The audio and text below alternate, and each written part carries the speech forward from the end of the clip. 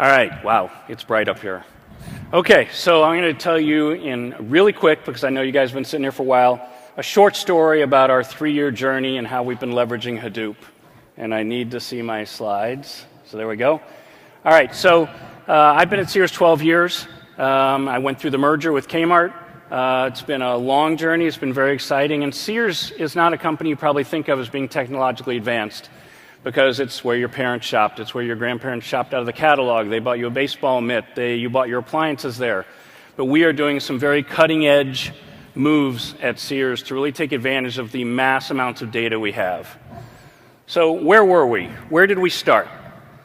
IT. You know, I'm an IT guy. Not meeting production schedules. You got multiple copies of data. Can somebody tell me what the right cost is for this product? Because I have 3 different ones. ETL takes too long. Why are you moving data all over the place? Latency, you know, a day, pretty typical in retail. A week, not really acceptable. Our EDW platforms, we had various. We're so good we have more than one of everything. You know, getting maxed out to what they can really do, and our analytics teams are slowing down because they can't get their processing done. A lot of mainframe technology, and a lot of mainframe technology that's very expensive for us to run. A lot of legacy code, and really nowhere for us to go. So as the business got bigger in certain areas, we couldn't process all the data from a mainframe perspective. And of course, our IT budget is not growing, it's going down, because we need to be cheaper and more competitive like everybody else. So, but the data at the same time was going up. We launched a loyalty platform 3 years ago, and it's collecting massive amounts of information. And we needed a way to get through it. So what we did was our former CTO started a pilot with Hadoop. And I don't know how many people in here are familiar with Hadoop, but everything I'm telling you here is in production. We're using it big time.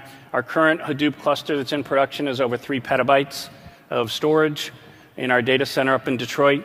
But Hadoop is a scalable, fault-tolerant, you could just think of it as a massively parallel engine running on open source technology and commodity hardware. So when we have a node fail in Hadoop, if it's not really simple, it's coming out and we're putting in a new one. And we've got stacks of extra hardware, because these are just a couple of $1,000 blade servers you're sliding into a rack. And the nice thing about Hadoop is Hadoop knows where all the data is. It's spread across different racks. We have all types of data replication algorithms.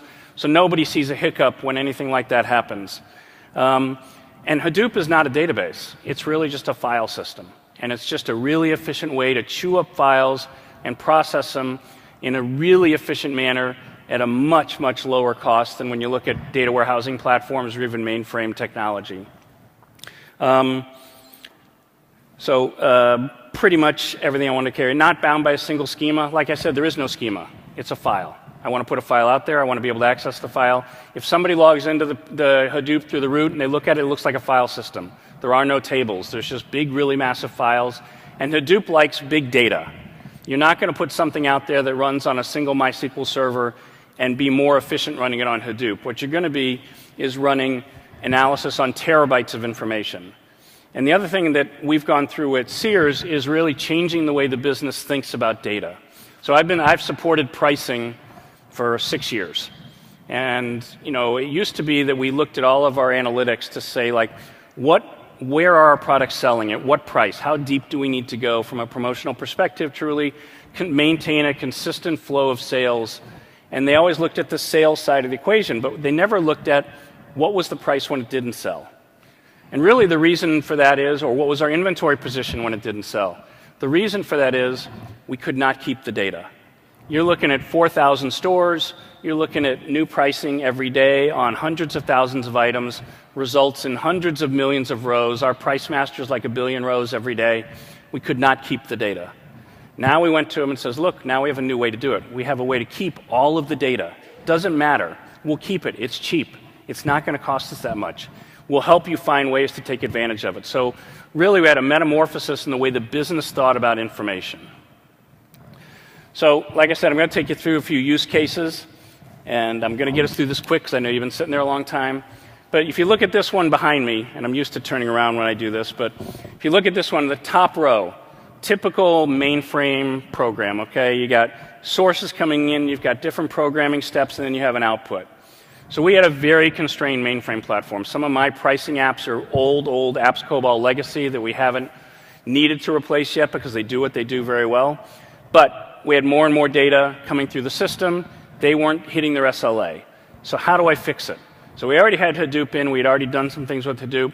And actually, my pricing team came up with a unique approach that says, well, we think we can carve out a piece of the program, drop the data and the programs down to Hadoop, process it, put it back on the mainframe, back right in stream, and nobody around the other mainframe connecting points will know the difference.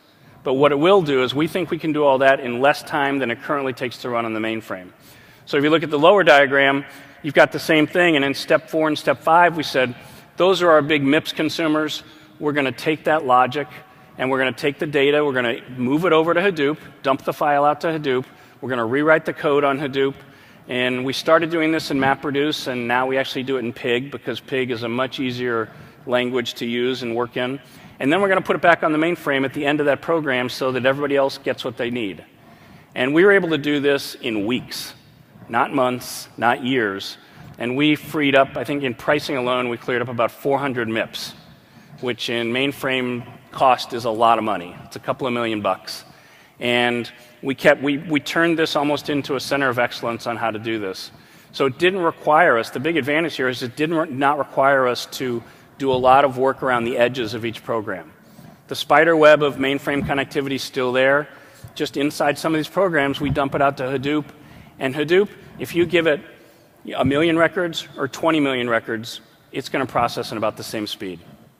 That's what we found with this process. So on a light day versus a heavy day, doesn't matter. It takes about 10 to 12 minutes for one program to finish. We move it back, we're done, which is not what we were seeing on the mainframe. So we had another one, which was in our marketing area. So our marketing group had been building a replacement for about 30 systems. And you think about Sears, if you get a newspaper, you open it up, you get the circular, right? It takes a lot of work to get a circular put together and out the door. The creative going into it, the photography, the pricing, and then integrate that into our pricing flow to get it into the stores and on the signs and at the register. So we had a massive project going on to replace it. And the core of this was being built on an ETL tool. I won't say which one. But we had an ETL tool in there that the contractors who were helping us were good at that tool, and they felt comfortable in it. So they probably put a little more logic in there than they should have instead of doing it outside of the ETL tool. And through our testing and through our pilot, everything worked fine. And then when we got into production and we hit big data on it, the ETL part just started to fall apart. From 1 hour SLA, sometimes our programs were running 6 hours. So we were completely missing our deadlines. So what we did was, and this is a picture of kind of a context diagram of the application, but that small section that's blown up there in the red box, we took the logic inside of this ETL, and we set a team down. I had an analyst and a developer, and they paired up together, and we did kind of team programming in front of a big screen TV. One person was diagnosing the logic, the other person was recoding it in Pig. And we were able to recode the big offending part of this ETL program in about 4 weeks. And it had taken a year to build it the first time. But all we were doing was taking the logic and moving it. We weren't rethinking the logic. We took it, we dropped it to Hadoop, we brought it back, put it back in stream again, and we are now able to deliver this no matter how much volume, even for upcoming Thanksgiving, which is our big push, right, Black Friday. That will process in exactly the same amount of time within about 1 or 2% without variation, unless we have an issue on Hadoop. So again, another very successful story. The other thing we've been doing with Hadoop is we kept putting more and more data out there.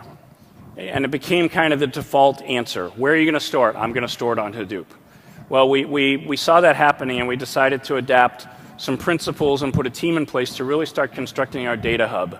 And the data hub was going to be the single version of the truth for the atomic data, the most elemental stuff, not the aggregated data, but just the records, the actual sales transactions, the returns, the inventory shifts. And they set up a practice to say, if you want to bring this data in, we're going to do it for you. And we're going to create the metadata the right way, and we're going to start to build this hub. This hub alone, being on Hadoop, has reduced our development time by about 25% in most areas, because now we don't have to do ETL. Everybody goes to the hub to get it. They might process it somewhere else, but they're sourcing it from the hub. And we've put a service layer on top of it, and that hub has really helped us centralize and get to that single version of the truth for what we're trying to do at Sears, which is just have a member experience that's 100%. So what have we learned over 3 years? So we can dramatically reduce batch processing times for mainframe and EDW. Even our enterprise data warehouse platform is sourcing some of its information from Hadoop instead of storing it on the platform. And part of our transformation might be doing some basic aggregation work on Hadoop before we pass it off to the data warehousing platform. So analytics can be done because we don't need it all dumped over there and replicated. We can keep as much as we want and as granular as we want. So now we're keeping every image of every inventory for every store, for every item every day, as an example. Now we know our exact position every day. So if we saw a sales drop on a certain item, it's probably because a bunch of stores were out of the product. Now we can see that. We didn't used to be able to keep all of that information. We just had samples. And Hadoop is now considered part of the ecosystem. It's no longer a test. It's really the default answer for where you're going to put your data. Our reliability, where Hadoop is involved, is much higher as far as hitting our SLA. Now, Hadoop's not perfect. We've had issues with it. We've had to watch what we put on there as far as PCI compliant data and make sure we're not putting anything out there that shouldn't be because the security is not quite as robust as some of our other platforms. We've largely eliminated the use of our ETL tools, so we're no longer paying high license fees for ETL platform. And Hadoop's evolving, right? There's new languages, there's new tools, there's new applications. There's a lot of focus on Hadoop and open source, so we're taking advantage of that. We're contributing, but we're also taking advantage. And then the big thing that's been a big win for me is I was able to take 20-year COBOL mainframe developers, and in 2 weeks I have an expert Pig developer on Hadoop. Because Pig and COBOL, very similar constructs. It's not like teaching someone how to use one of the advanced object tools. It's very easy for them to catch on. And then you've got someone who's got massive amounts of knowledge about our infrastructure and our application area, and now they can apply that on a new technology. So they're excited about it. Great boost for morale, getting them in something new, and we've got a platform that's much more efficient.